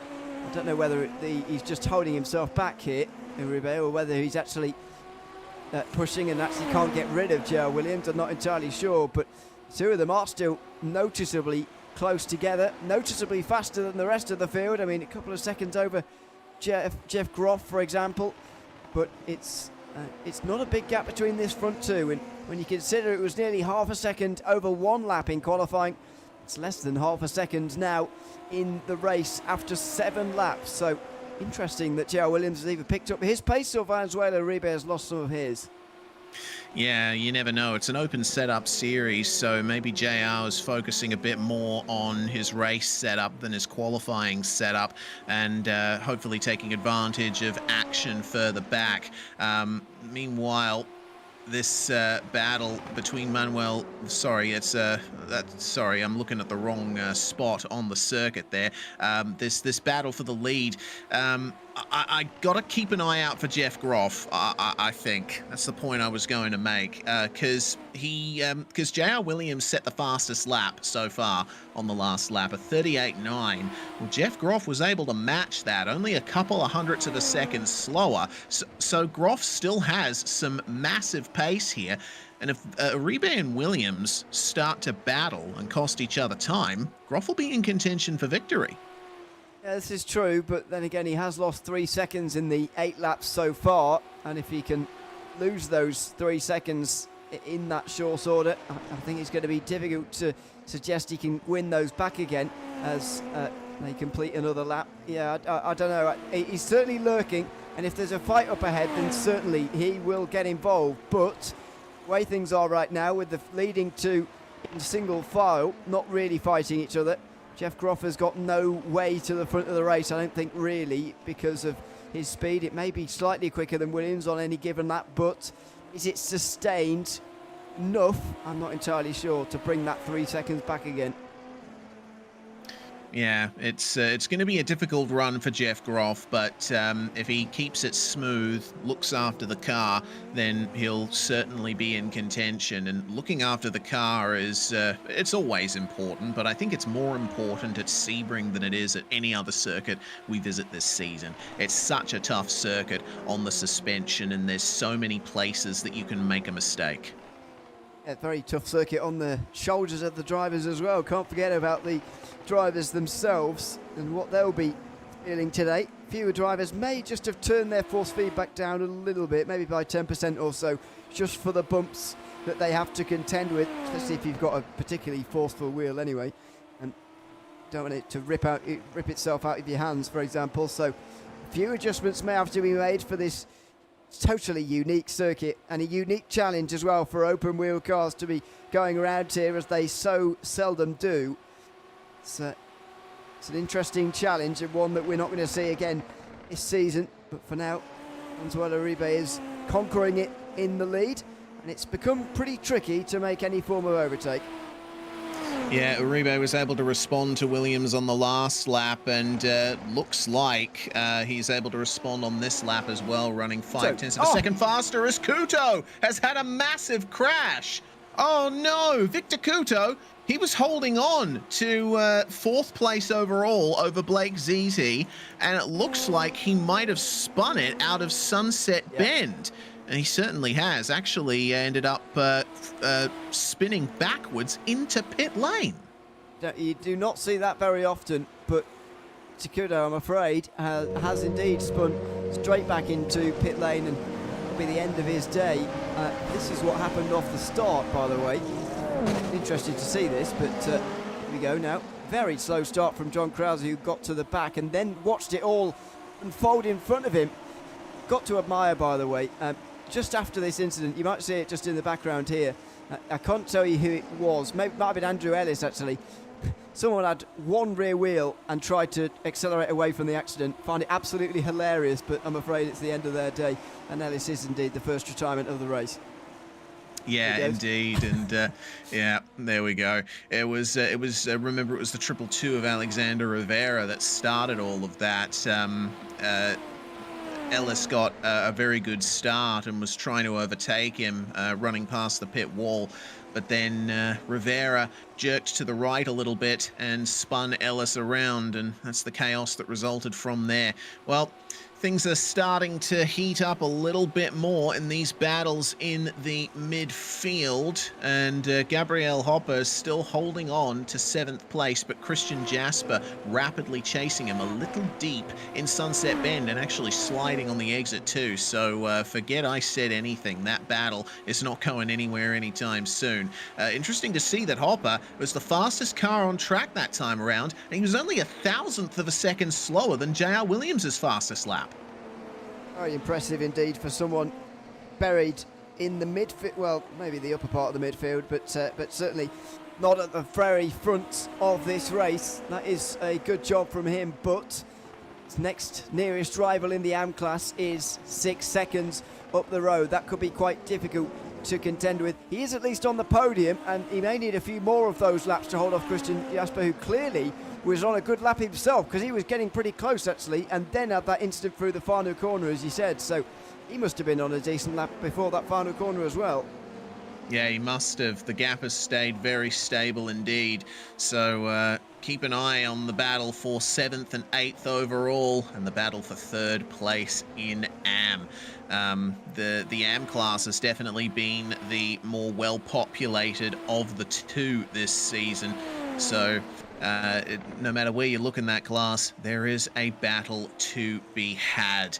We'll just keep an eye on these lap times, especially for the drivers up the front, to see if there's any kind of pace drop-off. Our two leaders have just exited the final corner, and Uribe sets a 39.0, and JR Williams just sneaking into the 38s. In fact, a new fastest lap for JR Williams, 38.879, and the pace is just continuing to creep up there. And on my end, I'm hearing a lapped car of Cristobal Valenzuela actually coming into contact with our leaders. Not contact, but they're right there with him. And looks like Cristobal's going to just let our leaders go without much fuss. Yeah, good idea. So Valenzuela back out onto the circuit again, thankfully, although now 4 laps down after that incident. That won't be the last of lap traffic we see today, by the way. Nick Dawson-Nathan is back out onto the circuit after just over 4 minutes in the pit lane, currently 3 laps down. He will be overtaken by these two by the end of the race, I would imagine. Victor Couto at the moment is in the pit lane as well, and may well return somewhere in front of these guys. So lap traffic is going to be a factor throughout this race, although I'm not entirely convinced they'll catch many of the field legitimately on speed. Yeah, it seems like, the gaps are just too great for that to happen. We're rapidly coming up to the halfway point of this race, and this is where the battle really is for the lead overall, for 3rd place in AM, also between Colander and Krause for 13th and 14th overall. And JR Williams is catching Uribe just a little bit here on this lap, closer than he's ever been. I'll be interested to see what the lap times are like this time. The lapped car certainly would have had a part to play in that, but wow, they both set times in the 1:38, but JR Williams with another new fastest lap, a 38.5. He's really dialed up the pace now.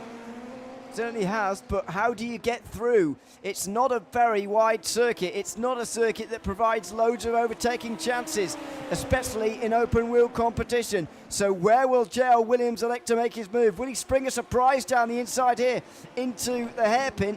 No, he decides to stay behind down at turn 7. This is going to be the key for the rest of the race, though. How does he find his way through, and where does he do it? Oh, he's having a look. Oh, for a second there, Uribe was going defensive. Let's see who gets the best run through the twisties on the way up to Tower Turn.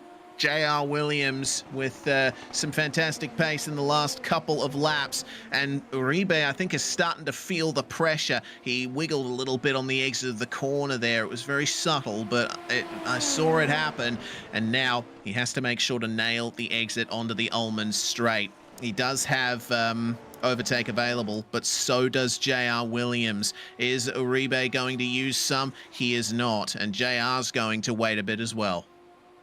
Yep, pace on in the race. We are about to hit halfway. By the way, both in terms of laps and time. I think if this was a timed race, it would have been 27 laps, so it really doesn't matter. But whether we've got a lap count or a timing count, they're both going to be the same, I think, at the end of the day, based on what's happened so far. So roughly halfway through the race, and still I'm as yet unconvinced as to how JR Williams is actually going to find his way through. He did get pretty close actually on the way down towards Cunningham last time at turn 10, but that was maybe a once in a while chance. I don't think those chances are going to be coming up very often.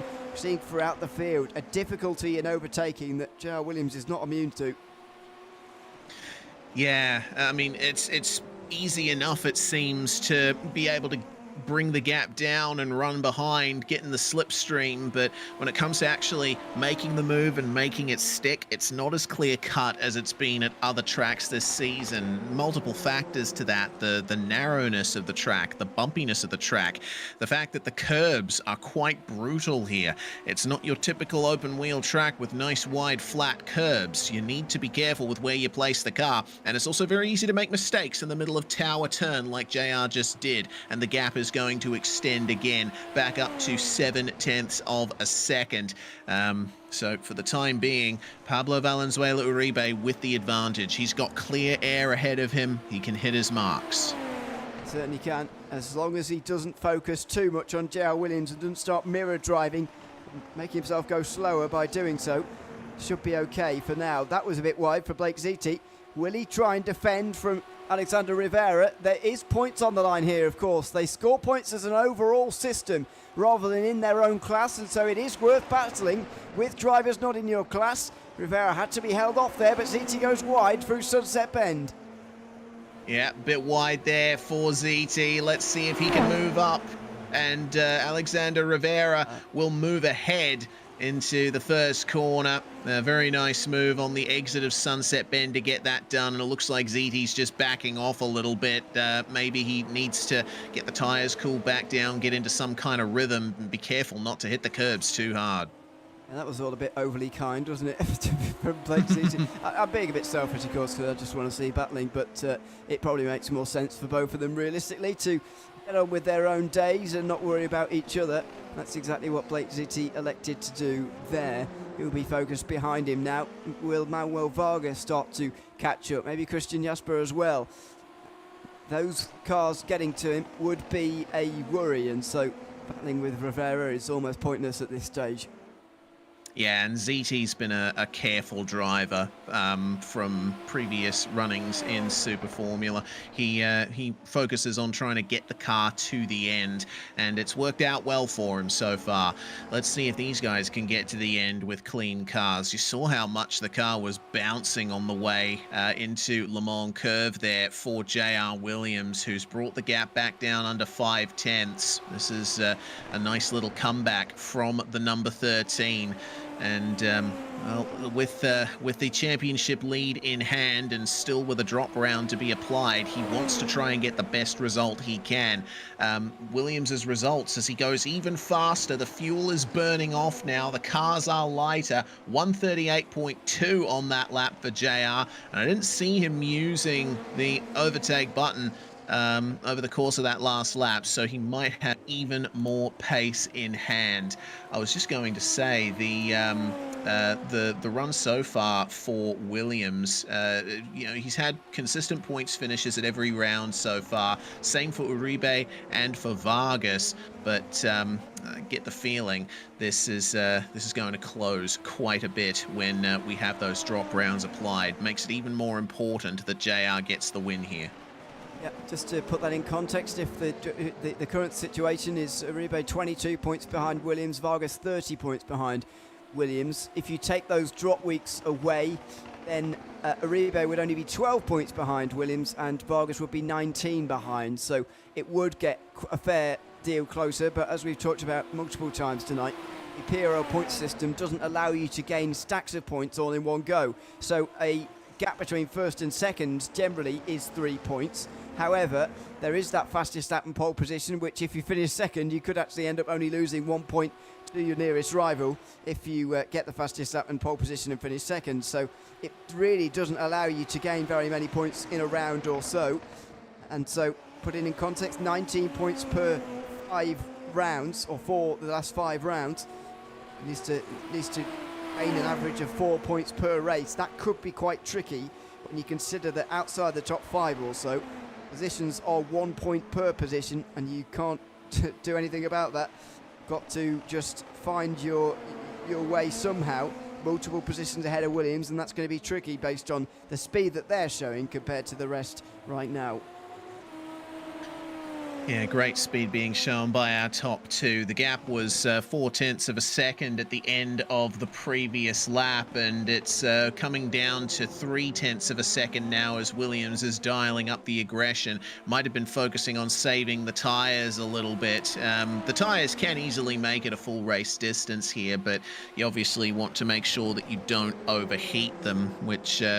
considering the conditions, looks like it would be a possibility. The track is 32 degrees Celsius at the moment, which isn't too hot, but it isn't exactly cool either. And it's a good job for these drivers as well. We've started this race about 9:20 in the morning in sim. That's been very, very helpful indeed, because the in-sim date today is the 3rd of August. That would be scorching normally. And so they are pretty lucky, actually, that this race is being run in the morning before temperatures get too crazy, although they will have risen from the start of the race to the end. To put that in context, the other rounds this season, Hungaroring and Motegi will be starting very near the middle of the day. Maybe those circuits remaining will have tyre worries ahead. Yeah, you never know. They are smoother, more technical circuits, so there's often a chance of the tyres getting scrubbed a little more if you push too hard. The tyres will definitely get scrubbed here at Sebring as the gap continues to close. Who's going to get the best exit out of turn 5? It's pretty much equal between our top two at the moment, and we only have 10 laps to go here as Williams has his first real look at Uribe coming into the hairpin. Got to nail the exit though, otherwise that look will be for nothing. This is why I'm beginning to get a bit doubtful of his strategy of being so careful so far. I get that he's protecting a championship lead, but how many more of these chances is he going to get? It's not one of those it's not like the first race we saw tonight where you just know there'll be bags and bags and bags of chances, so much so that it's actually better not to take them rather than to do so. But in this situation, it is entirely the opposite. I'd be concerned that the opportunity that I had was the last one, even at this length to go. Yeah. We've still got a third of the race remaining, but I would be very worried in that situation if I was JL Williams. Was that my last go? And you won't want to finish second knowing that that was, and you don't want to die wondering here if you're JL Williams. So I would be going for it by now. I know I was speaking about caution and being patient in that first race tonight, but this is a much different situation. Track position is really important, and you've got to take your chances, and so far J.R. Williams hasn't.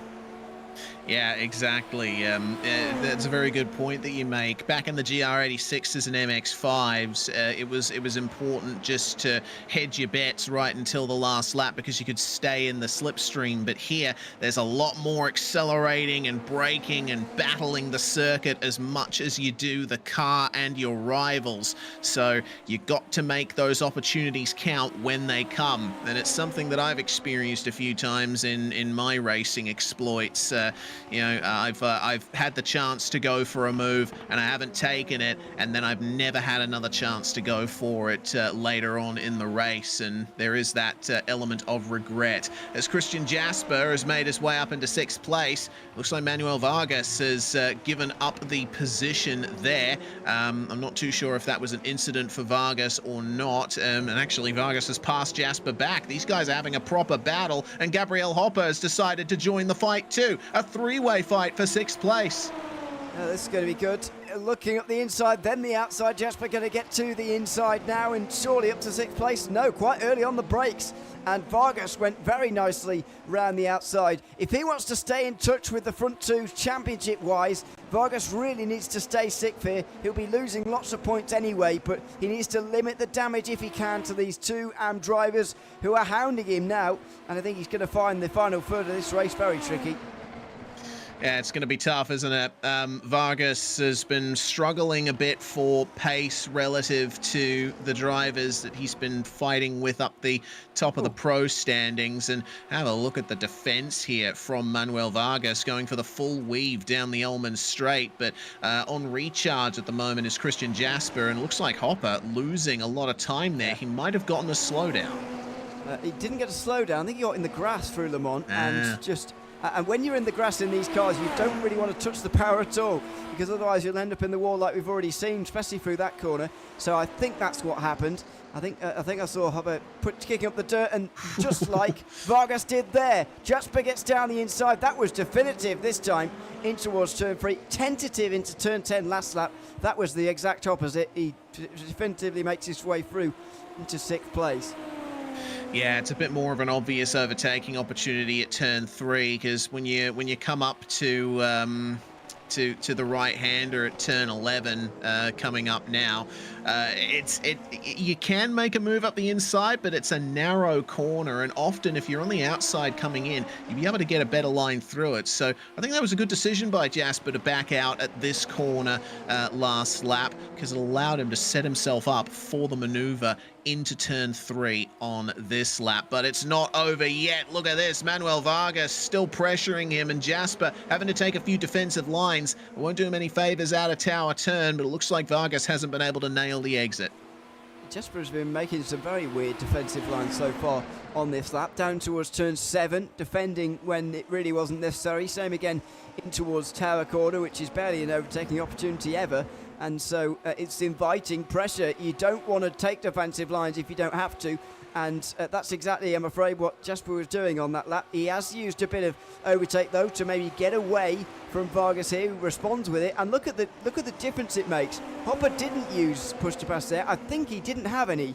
Otherwise, he would have done. But look at the gap that's opened in front of him from being right on the back of these guys. He is now 8 tenths away or so because he didn't have any extra energy to use. Yeah, well, regardless, looks like Hopper, despite his issue earlier, he hasn't quite lost touch with them yet. He still has a chance to catch up to them, but there's only going to be 6 laps to go when they cross the line next, so he's running out of time for that run at the top 6. Meanwhile, here's the lead once again. It's back down to about 0.6 of a second now. Looks like J.R. Williams has dropped off a little bit from Valenzuela. Little bit of lapped traffic on the way up the circuit. Nick Dawson-Lathan, who was involved in the crash on lap 1, as one of the drivers they'll come up to, and then potentially they'll catch Barry Cochran by the end as well, as there's technical problems for Pablo Valenzuela. That's not a good time to be having that. No, certainly isn't. And you're right, they will catch Cochrane by the end, maybe John Krauser as well, so there could be 3 more lap cars in the space of the last 6 laps here. Neil Alexander has gone off the road, I'm afraid, or at least dropped down the order to Hugo Galaz and Frankie Brzezowski, who's made some good progress actually, but still only is 11th in the field. And that's all going on behind though. These guys have not made any mistakes throughout, to be honest. 6 laps to go. J.L. Williams hasn't had another chance since those couple of laps where he was really close. Here he is close again. Yeah, the gap's fallen under 0.3 of a second for the first time in a while there for a very brief moment. Has to nail the exit from turn 5. Neither of these guys have used their overtake button very much.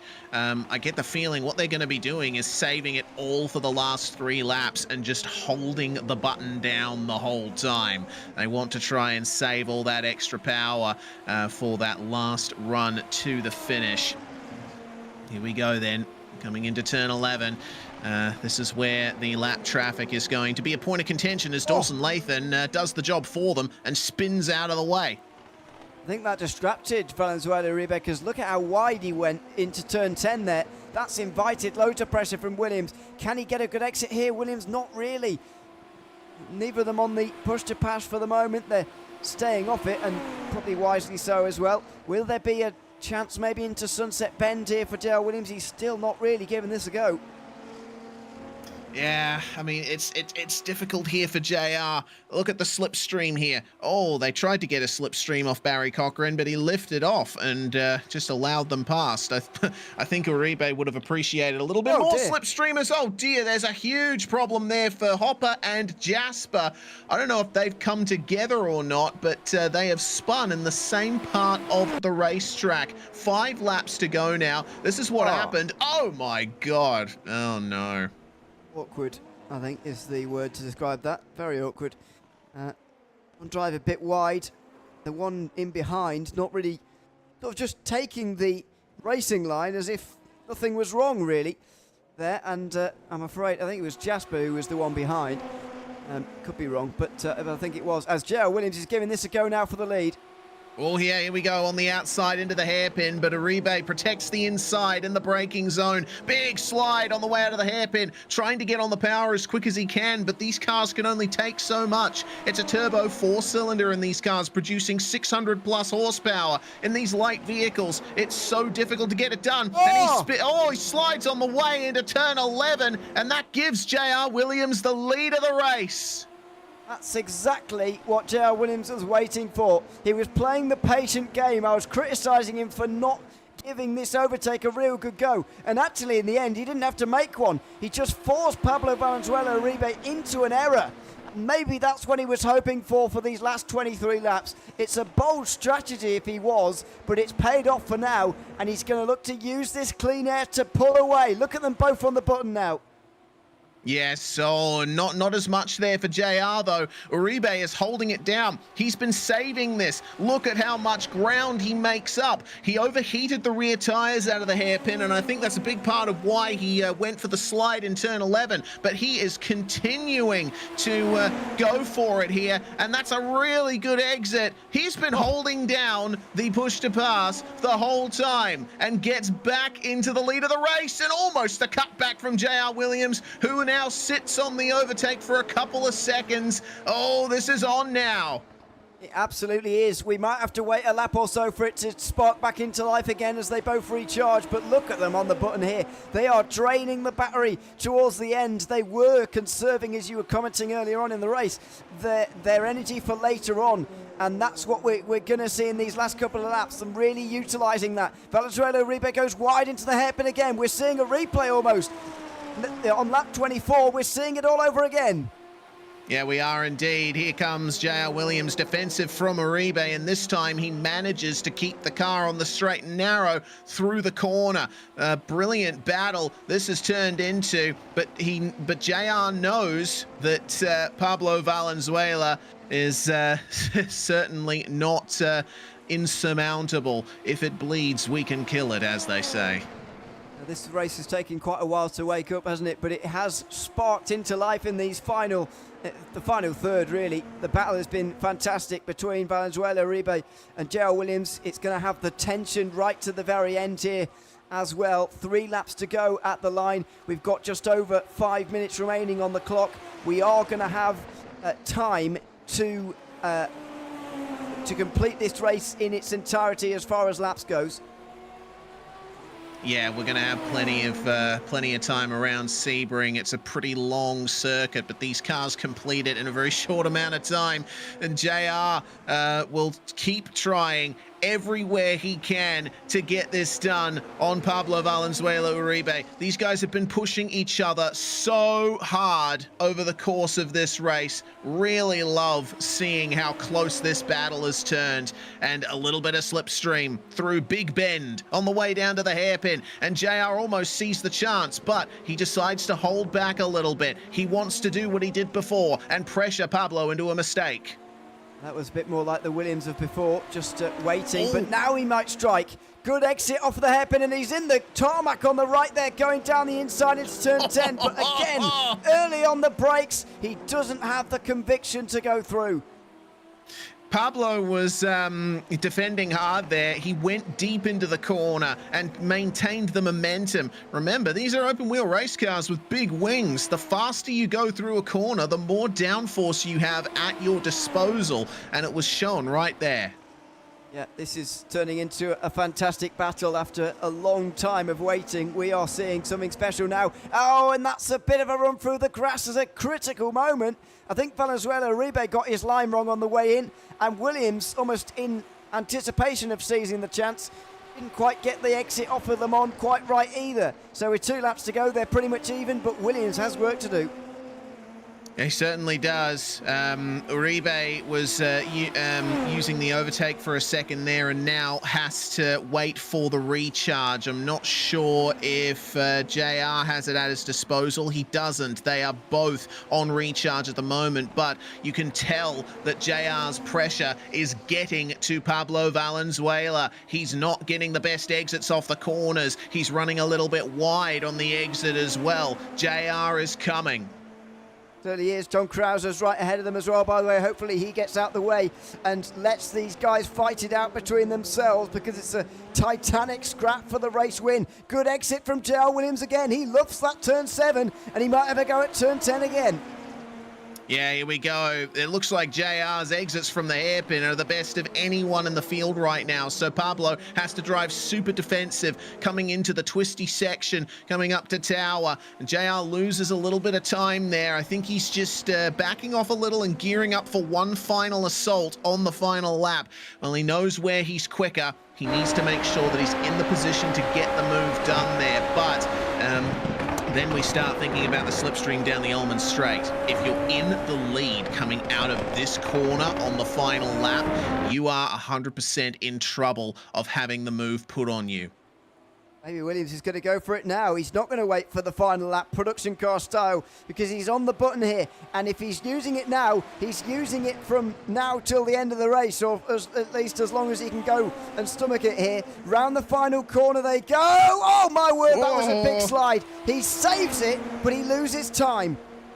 Yeah, he does, and that's crucial as the white flag flies in PRL Super Formula Round 5 here at Sebring. And look at that, the response from both of them. They are using all the extra power that they have at their disposal. They have more than 20 seconds remaining. We're not sure exactly how much they've got, but we'll see if their lights turn red above the airbox. Oh, here comes JR Williams, defensive from Pablo Valenzuela coming into the hairpin. They're still not letting off the extra power. The defense is successful there for the number 23. But now JR Williams could stand a chance of getting past at turn 11 here. He's seen Pablo Valenzuela defend around the outside. Maybe he can make the move around the outside. On the racing line, no. Uribe's still ahead. Will there be a cutback from JR Williams as they come together? Pablo Valenzuela loses the rear end, and both of them end up in the wall. Jeff Groff to the lead of the race on the final lap. Can you believe it? The two of them end up in a heap on the floor in the wall, and Jeff Groff's going to win the race. Can you believe that? It was a slide from Venezuela Uribe that JR Williams just couldn't react to. He went straight over the back of him. They end up in the wall together. They're both not going to finish this race. Jeff Groff's going to win. I don't believe it. I have so many expletives running through my head right now. I can't say any of them on the broadcast, but what an end to that battle. And what a victory it is going to be for Jeff Groff. The AM-class victory and the overall victory goes to the number 25 of Jeff Groff, who qualified in second. What a drive from him. He just kept it consistent. He kept it out of trouble, and it worked out for him. Alexander Rivera finishes second, and Blake Ziti gets on the podium. Unbelievable. Manuel Vargas is going to make big strides in the championship because of this. They're both on the button on the final lap, and I have a feeling it may have contributed to the lack of traction for Valenzuela Uribe. Just watch him here. There he goes. And it's the slightly tighter line he's taking through Collier as well. Just notice where he's positioning his car here before 11. And notice where Williams is. Williams is on the normal line. Uribe is on the very tight line. And when you're on a line like that, you can't quite put the power down in the same way as he was attempting to. Both of them lose a rear tyre. At that point, neither of them could get through. And Jeff Groff can hardly believe his luck. Yeah, can hardly believe it indeed. Had to pick his way through the debris. And another thing I noticed there was Pablo Valenzuela, once the slide started, he jumped on the brakes, as you usually do when you go for a slide. That shifts the weight back onto the fronts and allows you to recover the car. The problem is JR Williams was too close and had nowhere to go when that happened. Also, though, even if he doesn't hit the brakes there, he's still slowing down because he's going Yeah. sideways, not forwards. So it doesn't matter whether he's hit the brakes or not, really. It's just a case of, as you say, Williams was too close. Not that he, shouldn't have been that close. They're fighting after all, but it's just one of those things. So unlucky for the both of them. So amazing for Jeff Groff.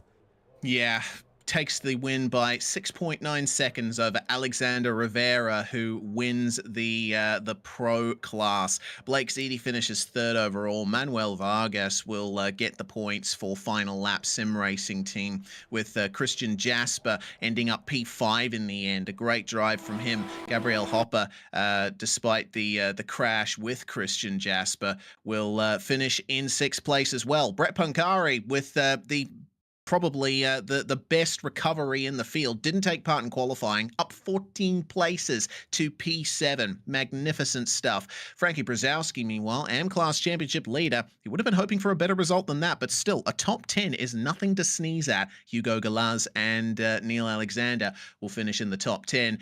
And Uribe and Williams, well, they are classified, but down in 11th and 12th. Neither of them are going to be happy with how that went down.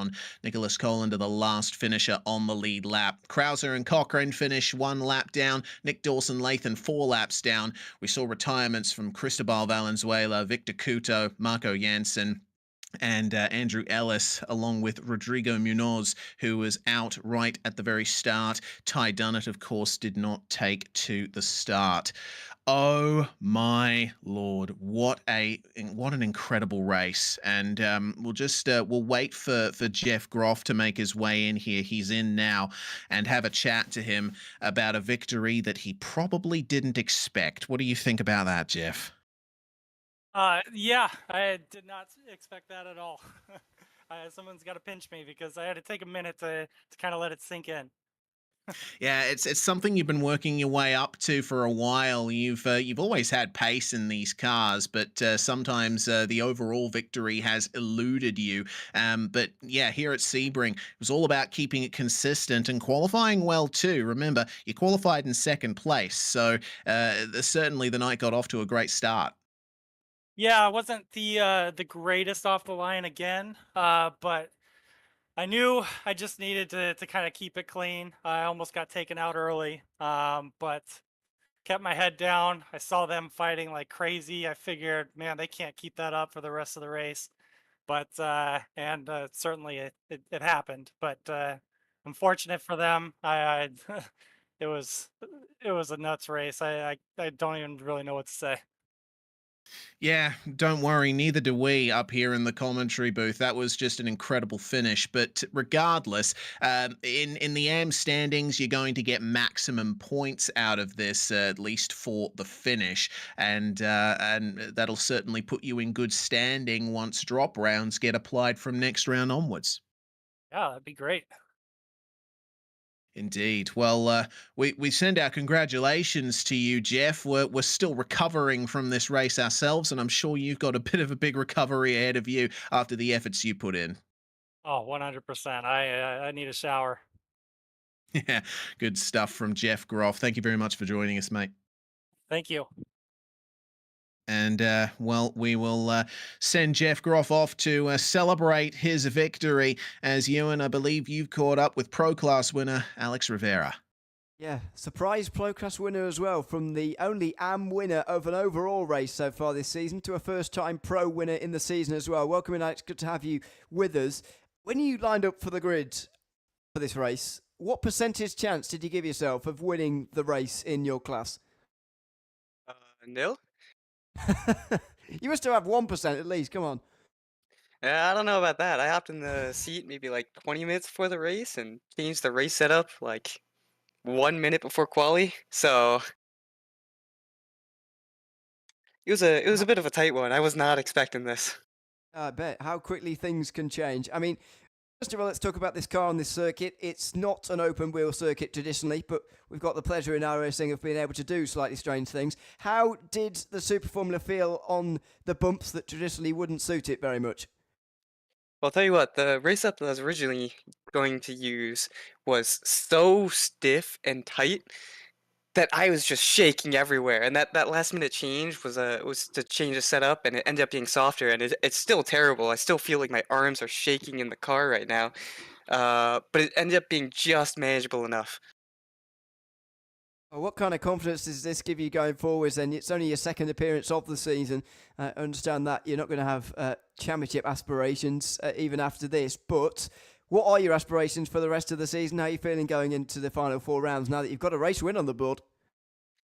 I feel pretty good. This is a surprise, but I'll take it. I'm out here to have fun, do well, get some nice racing in, and that's exactly what happened. So I'm happy.